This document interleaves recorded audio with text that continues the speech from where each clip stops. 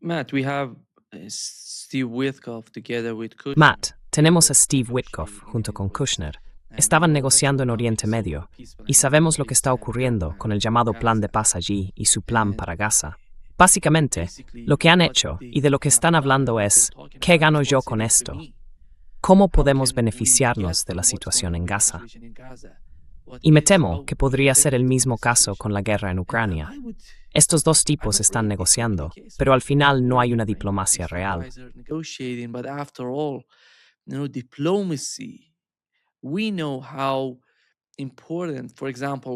Sabemos lo importante que es, por ejemplo, cuando tienes, ya sabes, un nivel de negociación con Estados Unidos.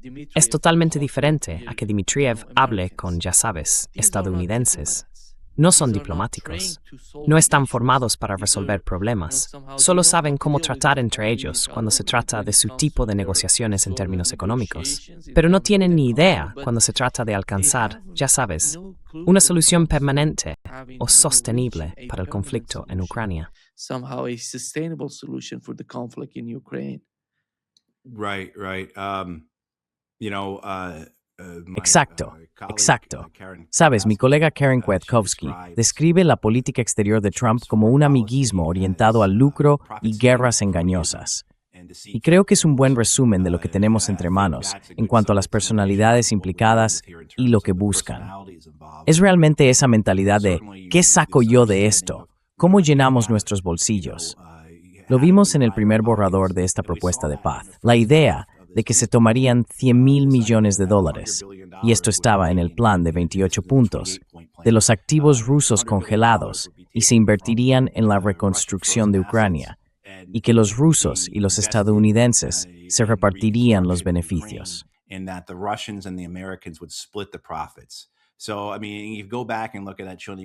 Quiero decir, si retrocedes y miras ese plan de paz de 28 puntos, la idea del beneficio domina la sección sobre la reconstrucción. Normalmente, eso es algo que se oculta. Cualquiera que conozca la industria del desarrollo sabe lo sucia que es, sabe lo corrupta que es, sabe que gran parte de ese dinero acaba de nuevo en bancos y empresas estadounidenses y finalmente en las arcas de las campañas políticas estadounidenses. Pero aquí lo dicen abiertamente, ¿verdad? Ni siquiera intentaban ocultarlo. Normalmente un programa de reconstrucción de esa magnitud, vaya, los buitres que estarían dando vueltas, ya sabes, ese tipo de cosas. Como dice el Evangelio de Lucas, ¿verdad? ¿Qué dice Jesús? Donde están los muertos, allí se reúnen los buitres.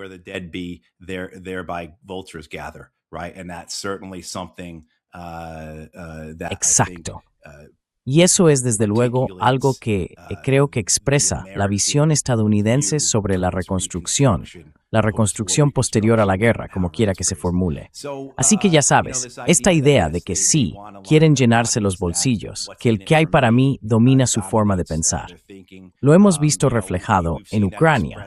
Lo hemos visto desde el comienzo de esta guerra que empezó en 2022. Sé que comenzó en 2014, pero ya sabes, en la idea de los bancos estadounidenses que fueron a Ucrania y consiguieron básicamente compromisos para ser los que iban a reconstruir Ucrania después de la guerra.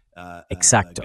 No estoy seguro de en qué punto está eso ahora, pero desde luego se vio desde el principio la búsqueda de beneficios que iba a producirse. Ya sabes, ¿y quiénes son esos bancos?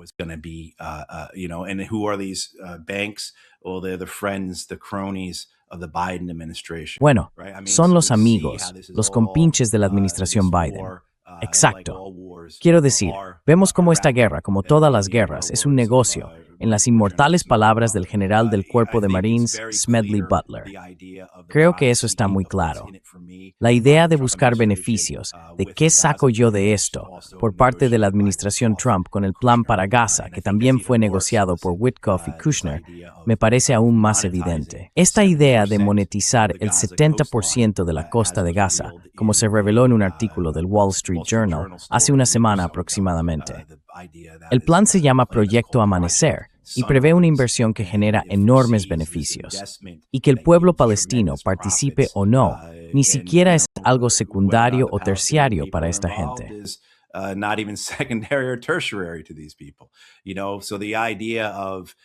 Así que la idea de conquista aquí ya sea a través de la aniquilación literal de un pueblo, como el pueblo palestino en Gaza, o en el sentido de ser quien toma las decisiones, el que tiene el poder de decidir, como se quiera describir, de los Estados Unidos en las negociaciones entre Ucrania y Rusia. No creo que nadie discuta la idea de que los estadounidenses son quienes pueden decidir el destino de todo esto. Desde luego, no estoy diciendo que los rusos y los ucranianos no tengan capacidad de acción, pero Estados Unidos es un factor tan importante en todo esto que en realidad depende de los estadounidenses cómo avance la situación. Y de nuevo, los rusos pueden retirarse en cualquier momento, los ucranianos no. Los europeos, por su parte, están haciendo todo lo posible por sabotearlo, y así sucesivamente.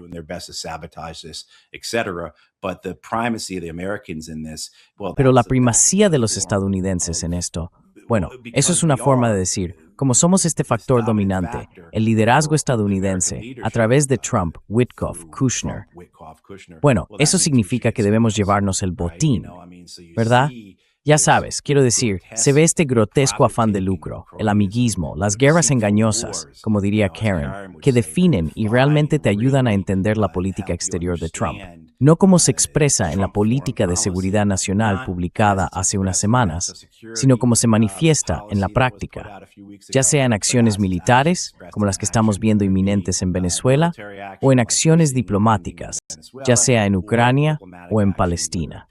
Ukraine or Palestine. I will say this, one thing I think that is really Diré esto. Algo realmente destacable de lo que está ocurriendo en Ucrania y Rusia en cuanto a las negociaciones es el papel de Estados Unidos como beligerante y mediador al mismo tiempo. La idea de que Estados Unidos sea parte beligerante en el conflicto y a la vez mediador, no estoy seguro de poder pensar en otra guerra o situación con una configuración semejante como la que vemos aquí. Y por supuesto creo que muchos de nosotros sentimos cierta inquietud al respecto. Pero, por ahora, como decimos, esto ha llevado a un punto bajo la administración Trump en el que quizá haya un final para esta guerra, o al menos alguna forma de paz.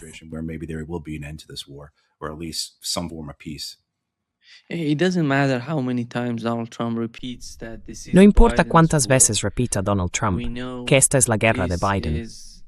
Sabemos que esta guerra comenzó en 2014 con la administración Obama, luego continuó bajo la administración Trump, la administración Biden y ahora con Donald Trump 2.0. Pero, ¿crees que están haciendo lo mismo, que la administración Trump está haciendo lo mismo en Taiwán, al enviar más armas allí? Oh, absolutely.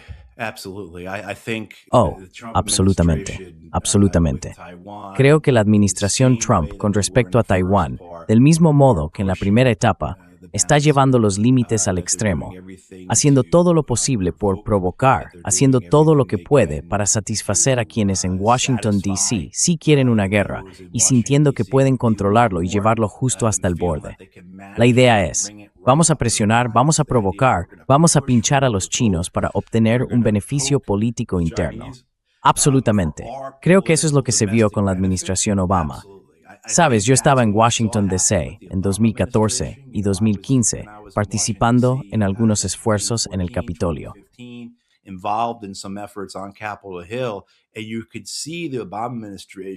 Y se podía ver a la administración Obama, ya sabes, las marcas de arañazos en el marco de la puerta, mientras la administración Obama era arrastrada cada vez más a este conflicto con Rusia, principalmente por parte de la industria armamentística que lo deseaba, la industria de los combustibles fósiles, los europeos que lo querían, y sobre todo, los miembros del Congreso que estaban hambrientos de ello.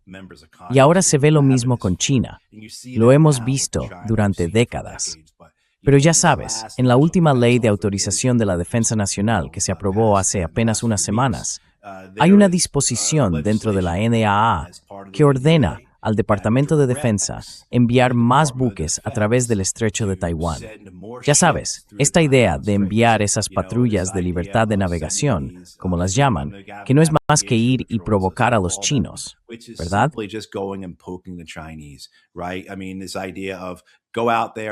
Quiero decir, esta idea de sal ahí y mira si puedes meterte en una pelea, ese tipo de cosas. Esto es, creo, algo que los estadounidenses han tenido, o mejor dicho, muchos estadounidenses en Washington, D.C. han deseado durante mucho tiempo. La idea de que China debería ser nuestro próximo enemigo no es nada nueva. Si retrocedes y miras a mediados de los años 90, el aumento de la preocupación, si se quiere llamar así, por parte del liderazgo estadounidense, del liderazgo en política exterior respecto a China, ya estaba ahí. Y desde luego, la forma en que la administración Clinton pasó a poner el énfasis en el Pacífico, destacada, por supuesto, por los enfrentamientos en torno a Taiwán, incluido el envío de 2 grupos de combate de portaaviones hasta la costa china, diciendo, esencialmente, ¿qué vais a hacer al respecto?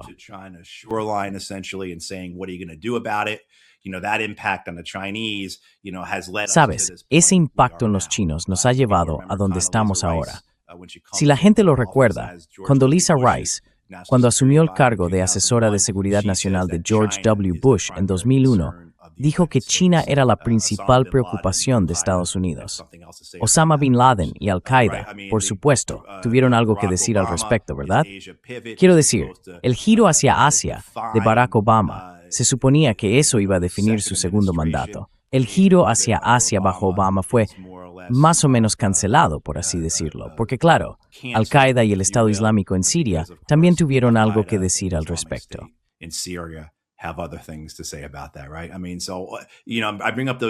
Exacto.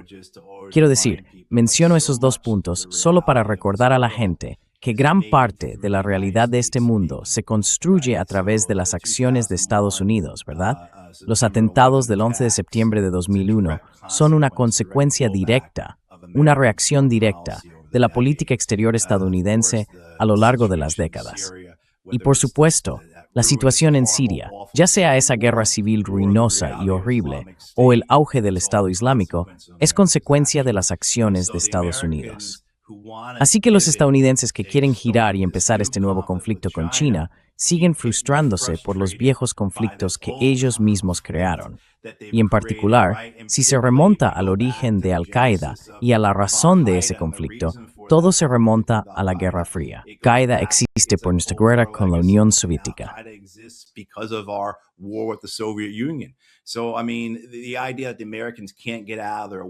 Quiero decir, la idea de que los estadounidenses no pueden dejar de entorpecerse a sí mismos y la realidad de que el legado de sus acciones perdura durante décadas. La reacción no es algo que ocurra una sola vez. Se extiende a lo largo de generaciones. No creo que sea algo que Estados Unidos haya comprendido realmente. Pero desde luego, la retórica sobre China, la discusión, la obsesión con China, está presente en Estados Unidos, en Washington, en todo el Congreso. Y no creo que Donald Trump quiera entrar en guerra con China, pero creo que a su administración le gusta la idea de, una vez más, forzar los límites, provocar a los chinos, obtener apoyo político interno, beneficiarse de ello, complacer a los distintos grupos de interés en Washington, D.C., que desean la guerra, o al menos les atrae la idea de una guerra con China.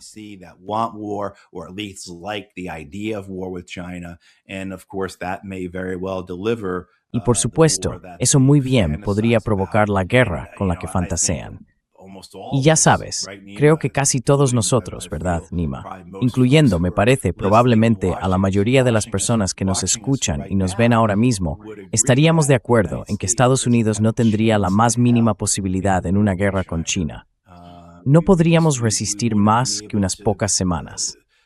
La capacidad de los chinos, en términos de su potencia industrial, acabaría por superar a los estadounidenses. No me importa lo avanzada que sea la tecnología de un bando en comparación con la del otro.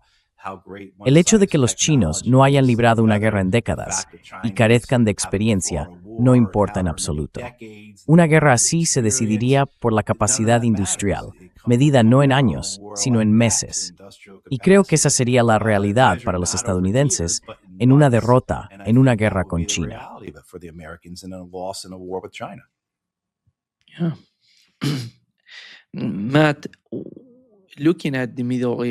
Matt, al observar Oriente Medio y Asia Occidental hoy en día, me parece que muchas cosas han cambiado, que todo resulta de algún modo extraño. Cuando ves a Arabia Saudí atacando dos barcos que transportaban armas de los Emiratos Árabes Unidos con destino a Yemen, nunca habría pensado que esos dos países podrían atacarse entre sí. Y no solo Arabia Saudí y los Emiratos.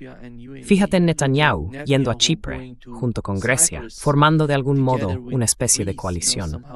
Por otro lado, Erdogan va a Irán y mantiene conversaciones con funcionarios iraníes. ¿Qué está ocurriendo en Oriente Medio, en tu opinión? ¿Y cómo están cambiando estas guerras interminables el rostro de la región? Porque en mi opinión, lo que está sucediendo dentro de los estados árabes, teniendo en cuenta su política exterior, especialmente después del ataque a Doha, es que están modificando sus cálculos en este momento.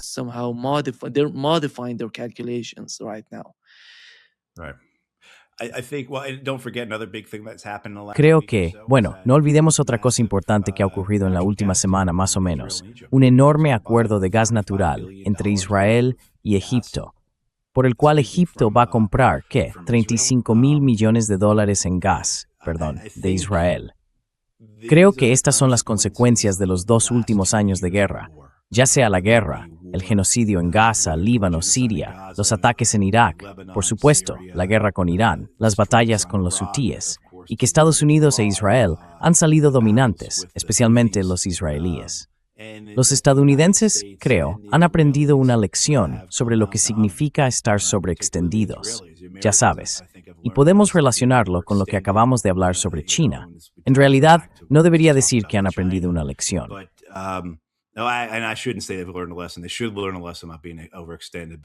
Deberían aprender una lección sobre lo que significa estar sobreextendidos, pero no sé si esa, como le gusta citar a Larry Wilkerson de Barbara Tuchman, cabeza de madera de Washington, D.C., ha sido penetrada por la realidad. Creo que lo que hemos visto es, lamentablemente, un éxito estratégico por parte de los israelíes. Ahora bien, hay todo tipo de cuestiones internas en Israel que podrían ser su perdición, y eso podríamos tratarlo aparte. Pero al menos geopolíticamente, en el ámbito regional, el dominio de los israelíes es evidente, y creo que la mayoría de las naciones lo están reconociendo. ¿A dónde llevará eso? Tendremos que verlo. Quiero decir, ya lo he dicho antes, no entiendo por qué los turcos no han empezado todavía a desarrollar un arma nuclear. No lo sé. Muy bien podría suceder.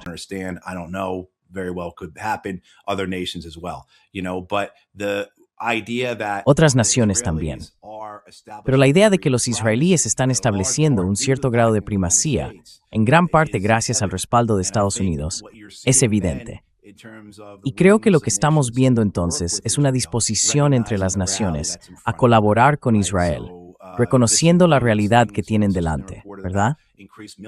Esto incluye los informes sobre el aumento de los lazos militares entre los estados del Golfo y los israelíes, trabajando a través de los estadounidenses, pero de una manera que hace 5 o 6 años habría parecido imposible.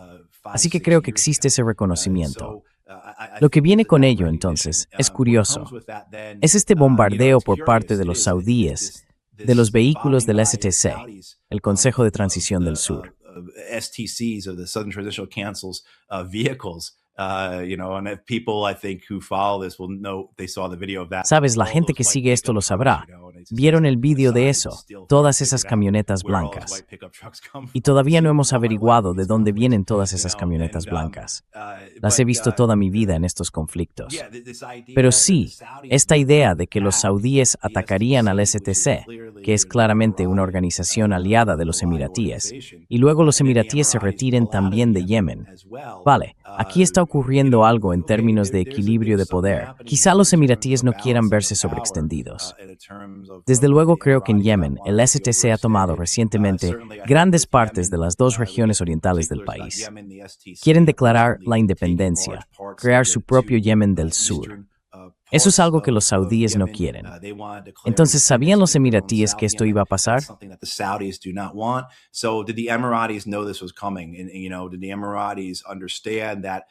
¿Entendieron los emiratíes que, de acuerdo, el STC está yendo demasiado lejos, sobrepasando los límites de lo que los saudíes quieren aquí?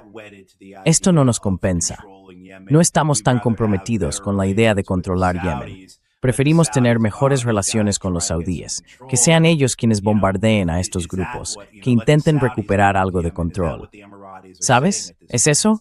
¿Dejar que los saudíes se ocupen de Yemen? ¿Es eso lo que están diciendo los emiratíes en este momento? Puede que no nos merezca la pena. Pero ya sabes, se está viendo un cambio en la región debido a los 2 últimos años de genocidio. Y por supuesto, si retrocedes y analizas las causas de fondo, las razones fundamentales por las que tuvo lugar la inundación de Al-Aqsa, por las que la resistencia palestina llevó a cabo esos ataques el 7 de octubre, las realidades geopolíticas impuestas a los palestinos por los acuerdos de Abraham, fue realmente una motivación to breaking through.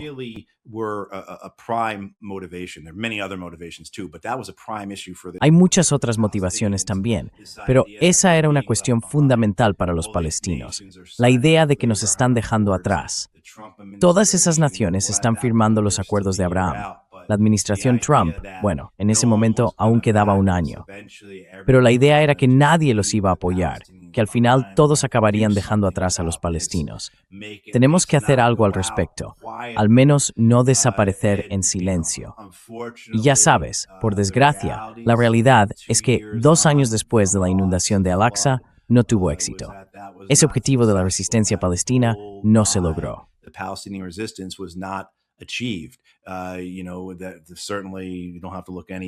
Sabes, no hace falta mirar más allá de la resolución del Consejo de Seguridad de la ONU que convirtió el plan Trump-Netanyahu-Gaza en derecho internacional. Si necesitas una prueba de que los palestinos han sido abandonados y dejados a su suerte, ahí la tienes. Argelia, de entre todas las naciones, votó en contra de los palestinos. No tienen amigos, nadie dispuesto a apoyarlos, salvo los hutíes. El resto de los países, que supuestamente formaban parte del eje de resistencia con ellos, han sido debilitados, desmantelados, disuadidos por los israelíes. Así que, de nuevo, volvemos a la idea del éxito estratégico de los israelíes y los estadounidenses en los últimos años. Es innegable.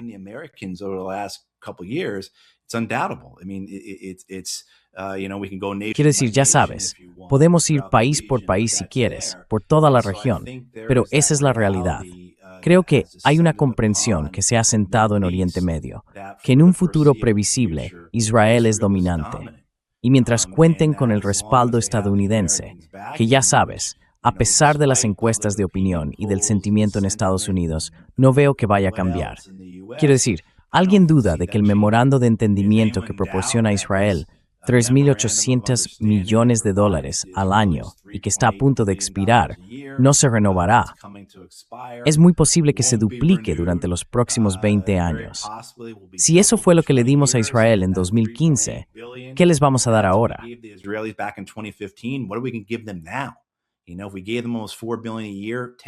Sabes, si les dábamos casi $4.000 millones al año hace 10 años, ahora podemos darles 5.000 millones, 6.000 millones, incluso 10.000 millones al año.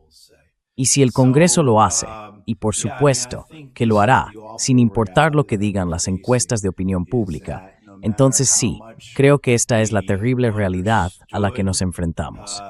Por mucho que entendiéramos lo que la resistencia palestina intentaba lograr, por mucho que nos pusiéramos de su lado, los apoyáramos y simpatizáramos con ellos, perdieron. Y esa es la terrible realidad a la que se enfrenta no solo el pueblo palestino, sino, creo, toda la región.